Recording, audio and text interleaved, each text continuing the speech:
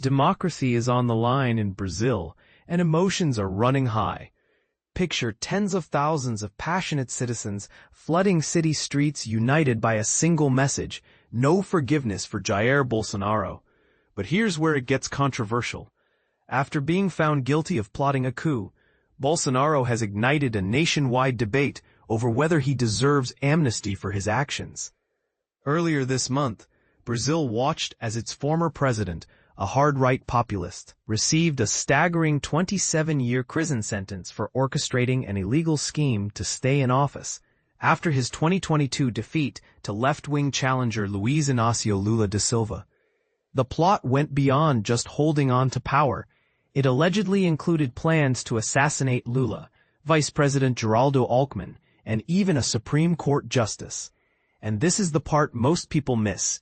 Many political insiders are still scrambling to shield Bolsonaro from jail, adding fuel to this already heated conflict. On Sunday, massive crowds jammed squares and beaches in Brazil's biggest cities, demanding justice and opposing any moves to lessen Bolsonaro's sentence. The pro-democracy movement was fronted by some of the nation's most iconic musicians, Caetano Veloso, Chico Buarque, and Gilberto Gil, artists known for their resistance to Brazil's brutal military regime from 1964 to 1985. Veloso, now 83, drew on decades of activism and declared, "This can't go unanswered. Just as we have in the past, we must fill the streets to prove we won't accept this as a nation." Protesters didn't stop there. They vented anger at the lower house of Congress, which is dominated by conservatives, and had just approved a controversial legislative proposal dubbed the Bandits Bill. Critics say the measure would make it more difficult to prosecute or arrest politicians for alleged crimes. A move widely seen as protecting Bolsonaro and his allies.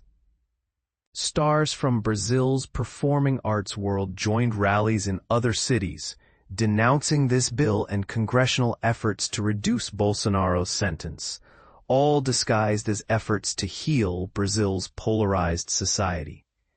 At an electrifying demonstration in Bahia's capital of Salvador, actor Wagner Moura, the acclaimed star of Netflix's Narcos, cheered, "Long live democracy, long live Brazil." Moura praised this pivotal moment for Brazilian democracy, a striking change from the democratic setbacks he'd observed under Bolsonaro's ally, former U.S. President Donald Trump.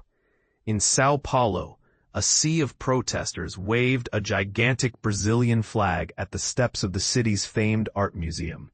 It was an unmistakable act of patriotism and defiance against Trump's rumored attempts to meddle in the trial via trade threats and sanctions. Meanwhile, in Belo Horizonte, singer Fernanda Takai publicly condemned the shameless schemes protecting Bolsonaro and corrupt politicians, saying, "We need to take a stand and show how furious we are." The outrage spilled over to the capital, Brasilia, where Bolsonaro is under house arrest. Thousands gathered near the country's Congress and Supreme Court buildings, the very locations trashed by right-wing extremists during the dramatic peak of Bolsonaro's failed coup on January 8, 2023. And don't think the uproar is limited to Brazil. Sympathy demonstrations appeared across Europe, with protesters outside parliaments in Berlin, Lisbon, and London demanding Bolsonaro's imprisonment. Chico Buarque, himself exiled during the old dictatorship, adamantly rejected the idea of a modern-day amnesty. He drew a direct line to the infamous 1979 pardon that allowed regime crimes to go unpunished, warning, "No one was held responsible back then. We can't repeat that mistake."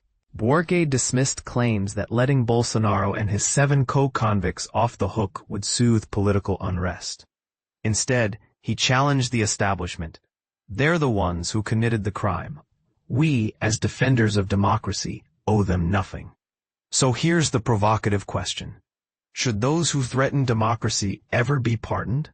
Is it truly an act of healing? Or does it set a dangerous precedent every future leader might exploit? Share your thoughts below. Are you for or against an amnesty for Bolsonaro?